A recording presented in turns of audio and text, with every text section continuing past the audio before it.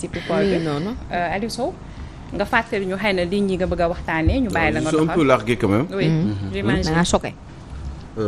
xamatuma. lan laa waxati woon sax. mais nañu waxtaanee bor FMI, après Pape Ibrahima Alé sax Niang. nañu ko laaj bor wala après ñu laaj ko si. le cas Pape Alé Niang ñuy fàttali rek que free Pape Alé Niang libérer Pape Alé Niang la place d'un journaliste n'est pas en prison. Absolument. Donc on rappelle aujourd'hui que am na benn rassemblement bu nga xamante ni presse bi war na ko def. ci maison tuddee ko conseil de la des médias. presse. oui à 10h Maison- inchallah. waaw à 10h maison de la presse. pour ñëpp daje fa pour la préparation justement de cette grande manifestation de vendredi. Oui.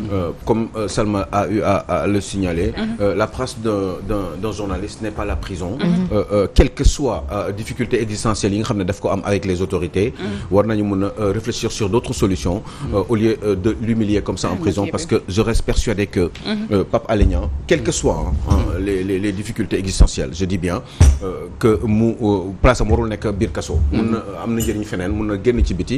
li ñuy régler ñu régler ko ak moom. ba jàmm ne ñooy voilà donc ce matin j'allais dire à 10h.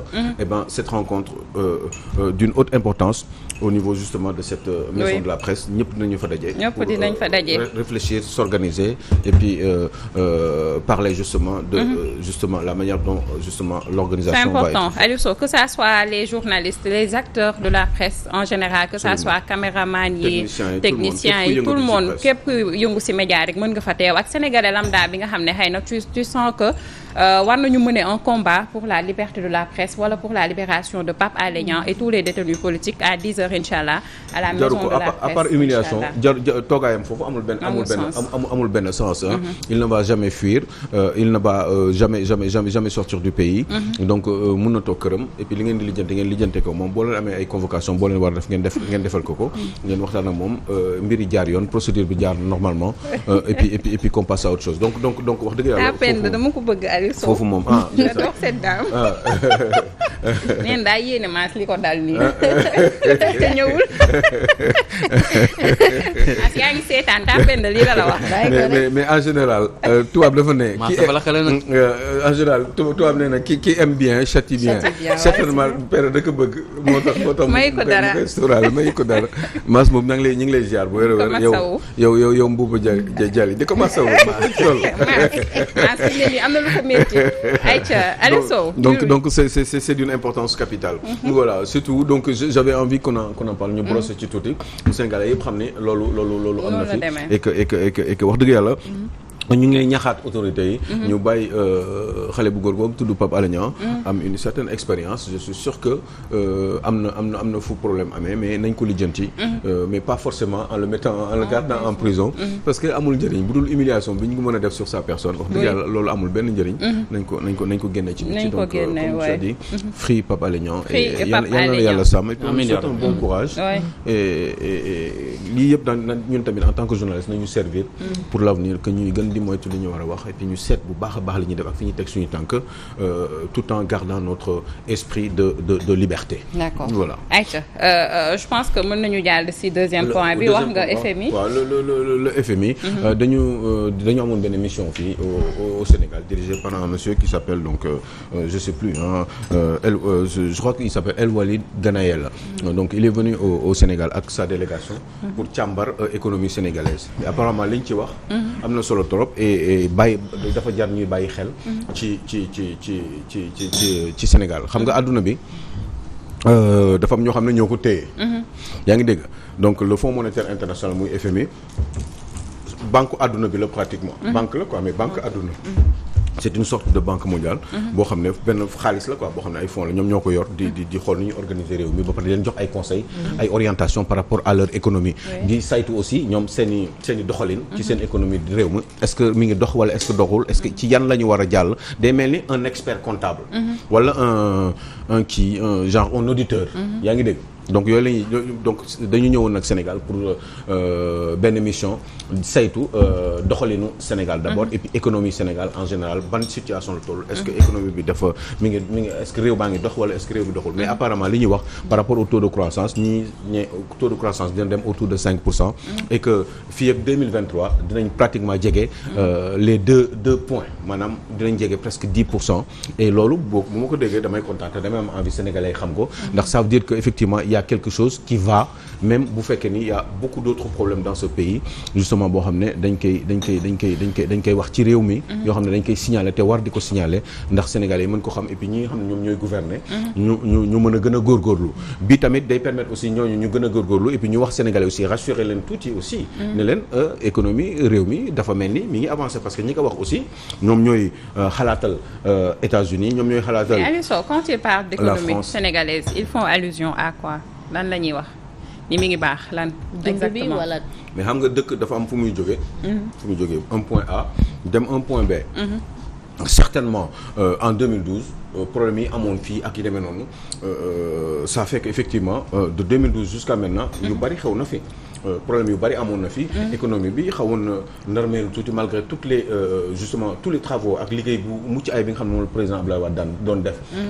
yu bari xewoon na fi problème yu bari amoon na fi par rapport à la gestion du pays malgré que xaalis bari woon na fi donc ñuy dem di dem régime changé.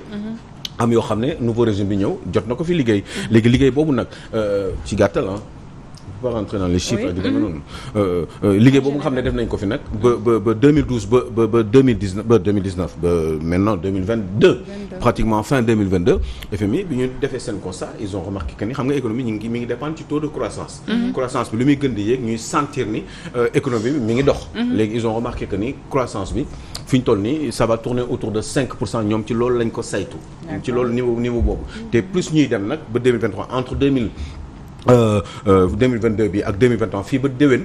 dans un an ñoom xalaat nañu sax dañu def un grand bond en avant te grand bond en avant boobu du dara lu jóge 5% dem presque à 10%. 9 et quelques même autour de 10. à peu près te ñoom ñoo ko wax. ñoom nag comme ay auditeurs lañu ak ay borom xam lañu par rapport à l'économie mondiale en général surtout l'économie des pays des pays. les 194 pays ci àdduna bi. donc franchement ils ont pensé que ni c'était une bonne idée. d'en parler et que ils avaient remarqué que ni mbir maa ngi avancé mais loolu muy avancé question bi kay moom mooy. loolu di avancer noonu. taux de croissance boobu di avancer noonu est-ce que. Sénégalais ñu ngi koy ressentir. maanaam ñun lan lañ ci mën a njariñoo Aliou Sow loolu laa bëgg a laajte. loolu moo doon véritablement. j'espère que du rester ay rapport yoo xam ne dañ ko koy wax te man mi nga xam ne damay xëy di lijjanti ji sama dépense. pour mën a jënd ceeb jënd diwlin dinaa ko sentir ci ndugg gi nga xam ne moom laay jënd. xam nga exemple ak yeneen. ci lu extraordinaire nga wax parce que gis nga exemple bu gën a boo xam ne sax mën nañ ko gën a ci échantillon bu gën a ndaw mën nañ ko joxe mooy le chef d'entreprise. qui fait tout le temps des bénéfices. et que employé mi duñ ko yëg ci salaire yi parce que chaque fois nga gis ni chef d'entreprise bi mi ngi évoluer mi ngi xaalisam mi ngi gën a yokk moom ci entreprise bi moom que moom mi ngi gën a am bien-être et pourtant employé mi ñi yoroon ni seen i salaire u par exemple salaire u 50 000 depuis 10 ans même salaire bi la ñu yëg et pourtant ci diggante bi patron bi entreprise bi yokku na te bu yokkoo patron bi xëy na am na ci wàll parce que mooy inspirateur bi moom mooy coordonner l'entreprise ak yooyu mais employé yi nekk ci biir ñoom principalement ñoom ñoo gën a tax entreprise bi gën a dox parce que bu ñu liggéeyul woon entreprise bi dox surtout qu'ils sont majoritaires te actes yu bari ñoom ñoo koy poser ci biir entreprise bi pour mën a faire avancer entreprise bi ndax liggéey yi ñu fay def te pourtant ñooñu bu entreprise bi jegee ñoom duñ ci sentir duñ ci gis seen bopp donc en réalité loolu mooy problème bi est-ce que ñun lan moo tax FMI li mu wax nii yépp moom FMI nee nañu mbir mi gis nañu mi ngi baax te fii ak at sax presque taux de croissance bi boo sàgganee mën na doubler wu jaar jóge de presque 5% à 10%. loolu ñu wax noonu pourquoi ñun fi ñu toll nii. ci diggante bi affaire bi jóge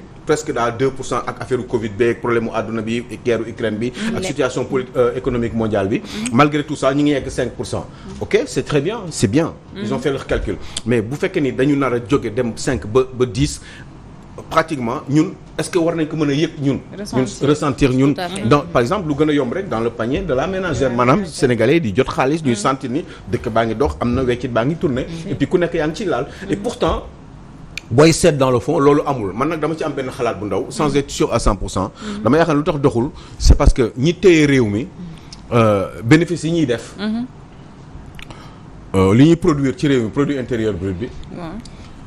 dividende yi boo produire ba am ay dividende maanaam nga gagné am loo am ay weccet supplémentaire maanaam nga def ay bénéfices. dividende yooyu en général du des ci réew mi. c'est parce que société étrangère yi bu ñu paree. dañuy def ay transfert de capitaux dañuy jël xaalis bi yóbbu ko. parce que bu fekkoon ni sénégalais yi par exemple entreprises sénégalaises yi dans leur majorité ñoom ñoo téye économie bi. bu boobaa ñoom xaalis bi ñuy gagné mën nañ ko xam nga ci réew mi lay des parce que ay doomu sénégalais la ñoon même si ce n'est pas sûr à 100% ndax gis nga ni aussi chef d'entreprise en général ñu ci bari. ils ont des comptes à l'étranger. ñoom tam même bu fekkee ne ay sénégalais lañu. donc il faut que mu am benn effet de patriotisme boo xam ne. il faut d'abord que entreprise sénégalaise ñu téye économie bi en majorité. dans leur majorité mais bu ñu ko téyee ba pare il faut que ñoom tamit ñu am benn esprit de patriotisme boo xam ne parce que mën nañu ko téye ba pare di def comme tubaab yi ni ñuy def parce que ñu ci bari ils ont des comptes à l'étranger ay comptes suisses ay demee noonu xam nga gars yi seen milliards yi du ay ci banques sénégalais yi lañ ko def banque sénégalaise yi ñu ngi ko def bitim réew donc bu fekkoon tamit jox nañ leen entreprise yi ba pare ñu gagner de l'argent ba pare faire tourner l'économie du pays am beaucoup d'argent xaalis boobu bu ñu ko saawaatul ci réew mi ça ne sert absolument à rien parce que bu fekkee nañ koy yóbbu ci banque tubaab yi seen milliards yooyu ñuy gagné amul benn njëriñ moo tax dividende yi nga xam tubaab yi sax mën nañu comprendre ni seen xaalis la ñëw nañu investir nañ def nañ ñuy war a def fay nañ impôt ñu war a fay ci biir réew mi li ñu gagné comme bénéfice ñoom am nañ droit def ko fu leen neex surtout bu leen neex sax ñu def ko seen dëkk yu ñu jóge parce que du ñu ay sénégalais waaye ñun sénégalais boo leen ko joxoon aussi ñoom alal bi ñuy gagné day des ci réew mi est-ce que dina des ci réew mi mooy question bi parce que bu fekkee dañuy yóbbu alal bi ñoom dañuy am ay compte à l'étranger dañuy am ay compte à l'étranger ñoom ñëpp en général milliards yi ñuy gagné je vous dis que ni banque sénégalaise yi ñoo koy téye en général c'est dans les banques suisses wala dans les banques luxembourgeoises wala yu demee noonu banques yi nga xam wala les banques yi nga xam ne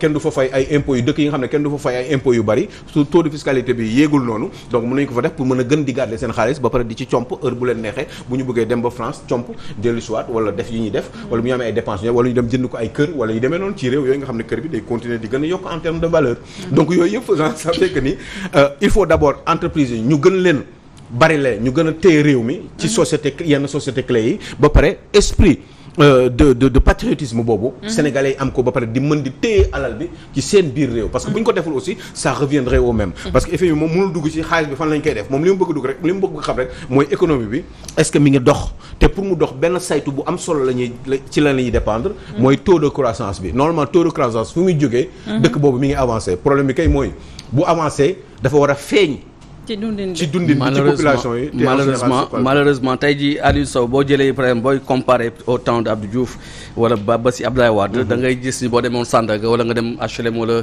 si marché yi en général sur marché yu mag yi fu tàkkusaan fu ñu julee tàkkusaan ba pare presque commencé nañu wàcc rideau parce que maanaam jaay nañu ba doyal actuellement nii da ba 22 heures marché yi minuit da ngay gis ni am na cantine ba tey ñu ngi koy parce que amuñu sax ku leen ni ñaata kon tey même si panier de la ménagère bi ko wax na ko Salma wax na ko feeñu si donc léegi man bëgguma aussi tam ñoom tam ñuy comparer rek Ablaye Wade temps boobu metti woon na courant bi dafa daan coupé nangam mais aussi tamit boobu tamit baril pétrole bi également yéeg na ba jéggi dayoo te pourtant mi ngi si doon góorgóorlu nii tey jii bu la waxee tamit dañ lay wax ni ok guerre Ukraine bi dañ lay wax ni Covid bi kon pour man li gouverner c'est prévoir d'accord taux de croissance te boo xoolee ñu ngi naan 5 dina dem fii rek 1 an mën a dem ba 10 est-ce que du pétrole bi war a ñëw wala gaz bi ñu war a exploiter commencer si loolu lañ ko teg di estimer lu xam ne ñëwagul xamagoo lan mooy xew suba parce que tamit Covid bi kenn xamoon dafay ñëw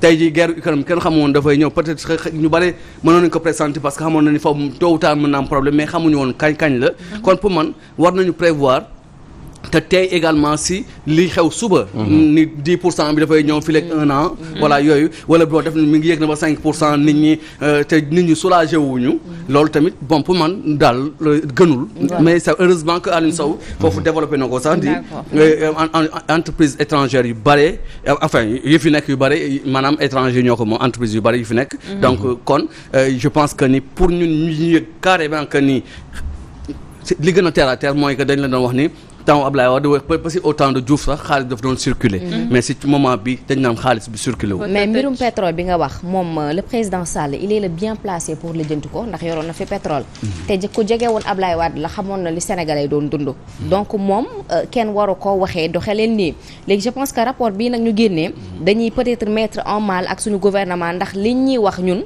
mënuñ ko saytu mënuñ cee am accès ndax ñoom waxuñu dara lu leer loo xam ne ñun war nañ ko mën a dégg dëkk bi metti na li fi nekk yëpp amaana kenn mënu ko wax mais dafay baax lii moo tax ñu war a am Sénégal am esprit di génn di wax lii def nañ ko lii buñ ko dox Gomis daf ko fi wax tout le temps lii fii la dugg lii fii la dugg bu ko defee askan wi même bu fekkee mbir mi yokku na dinañ xam ne fii la xaalis bi dugg waa ani xaalis bi fan la dugg lii nag mooy waral leb yi en tout cas ay taux de croissance yi mooy waral leb yi mooy waral tamit genre masse yi war a liggéey si duñu mën a liggéey si ndax ay jafe-jafe xam nga fu nekk ak sa jafe-jafe ci réew mi mu nekk ay mbir yu doy waar masse nag bu bëggee liggéey si dina liggéey dëgg la xaawaabal rek